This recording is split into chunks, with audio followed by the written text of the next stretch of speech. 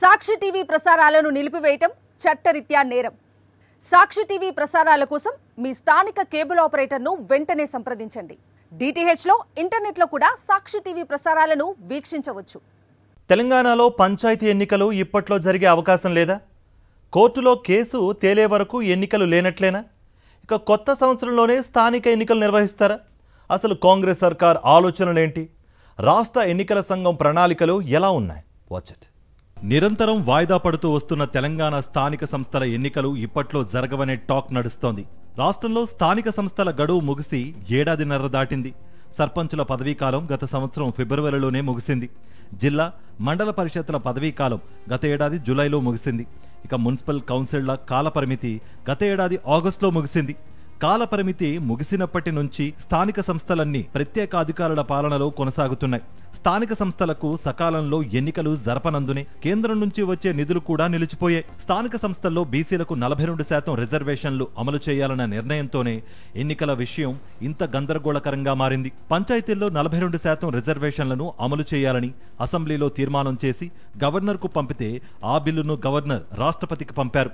అక్కడి నుంచి 6 నెలలు గడిచినా సమాధానం రాకపోవడంతో ప్రత్యేక ఆర్డినెన్స్ తెచ్చి దాని ఆమోదం కోసం మళ్లీ గవర్నర్ వద్దకు పంపింది సర్కారు. ఆర్డినెన్స్ కూడా రాజ్ భవన్ నుంచి రాష్ట్రపతి భవన్ కు చేరి అక్కడే ఆగిపోయింది. బిల్లు, ఆర్డినెన్స్ రెండూ ఆగిపోవడంతో స్పెషల్ జీవో విడుదల చేసింది ప్రభుత్వం. స్పెషల్ జీవోపై ఇప్పుడు కోర్టులో కేసు నడుస్తోంది. స్థానిక ఎన్నికలపై హైకోర్టులో ఉన్న ఒక పిటిషన్ నవంబర్ 3న విచారణకు రానుంది. ఆ రోజున హైకోర్టు నుంచి వెలువడే ఆదేశాలకు అనుగుణంగా ముందుకు వెళ్లవచ్చునని ప్రభుత్వం భావిస్తోంది. అందుకే నవంబర్ 7న మరోసారి కేబినెట్ సమావేశం ఏర్పాటు చేసి ఎన్నికలపై నిర్ణయం తీసుకోవాలని భావిస్తోంది. కోర్టు గతంలో డెడ్ లైన్ పెట్టినట్లు మళ్లీ ఏదైనా డెడ్ లైన్ విధిస్తే ఆ మేరకు ముందుకు వెళ్లనుంది. నవంబర్ నెలలో జూబ్లీహిల్స్ అసెంబ్లీ ఉప ఎన్నిక జరుగుతుంది. బీహార్ అసెంబ్లీ ఎన్నికలు కూడా నవంబర్లోనే జరుగుతాయి. ఈ 2 ఎన్నికల ఫలితాలు కాంగ్రెస్కు కీలకమని ప్రభుత్వ పెద్దలంటున్నారు. నవంబర్ చివర్లో రైతు భరోసా నిధులు విడుదల చేయాలని ప్రభుత్వం భావిస్తోంది.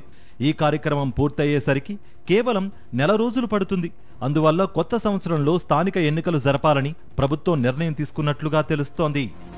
సాక్షి టీవీ ప్రసారాలను నిలిపివేయడం చట్టరీత్యా నేరం.